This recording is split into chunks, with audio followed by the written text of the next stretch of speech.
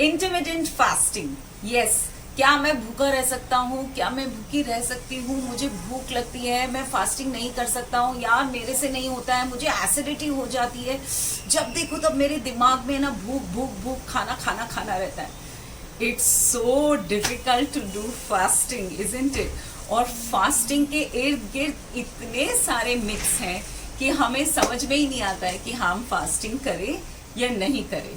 तो let's get it solve. Intermittent fasting, yes, बहुत आसान तरीका है और ये कोई हमारे यहाँ नई प्रथा नहीं है, बहुत पुरानी प्रथा है, जहाँ पर हर कुछ दिनों में हमारे शरीर को आराम देने के लिए हम ये करते थे। हमने क्या किया, लोग फॉलो नहीं करते हैं इसलिए एक रिलीजियस एंगल डाल दिया और वो एंगल डालने से लोग फॉलो करने लगे। अब आपको बताती हूँ इसका पर्पस क्या है। भाई, इंटरमिटेंट फास्टिंग पहले तो होता क्या है, बहुत सिंपल है।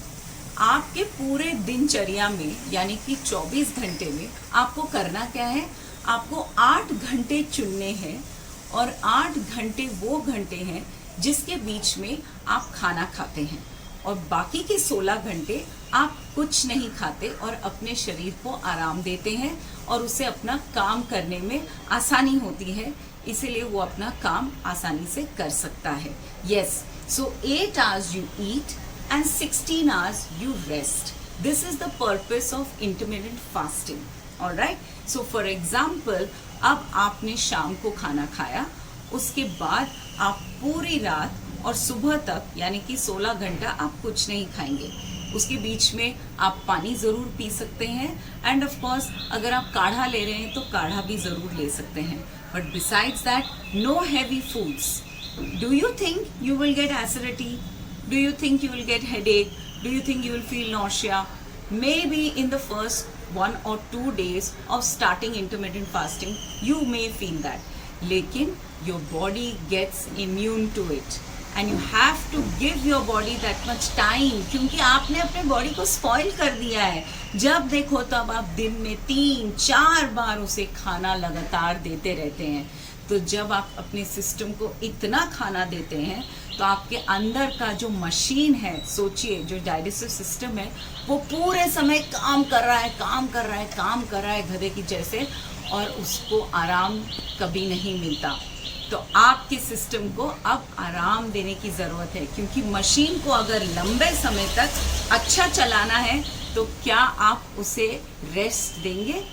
जैसे आप अपने फैक्ट्री में आपकी मशीन को देते हैं, ठीक उसी तरह आपके शरीर के मशीन को आराम देने के लिए इंटरमिटेंट फास्टिंग काम आता है।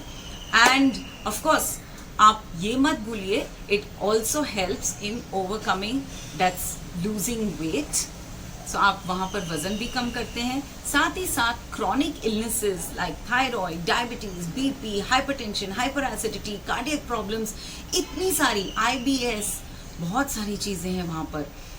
Everything is healed if you do proper intermittent fasting.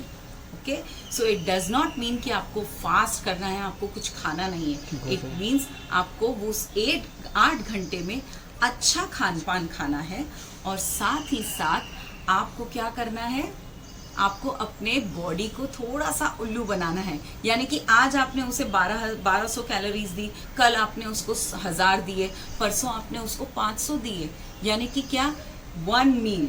So intermittent fasting के बीच में भी जो 8 घंटे हैं उसमें आप सिर्फ एक ही बार खाना खाते हैं and your body will suddenly feel, अरे यार मुझे आपने खाना नहीं दिया है, इट क्रेव्स।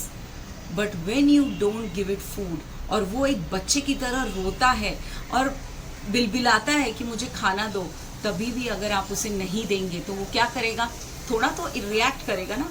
इसी तरह से आपको हेडेक्स होते हैं या एसिडिटी होती है। तब अगर आप स्ट्रांग रहेंगे और आप उसे नहीं देंगे तो वो क्या करेगा, आपके शरीर में ऑलरेडी जो स्टोर्ड फैट्स, एनर्जी जो है अपने शरीर में, उससे वो फिर इस्तेमाल करेगा।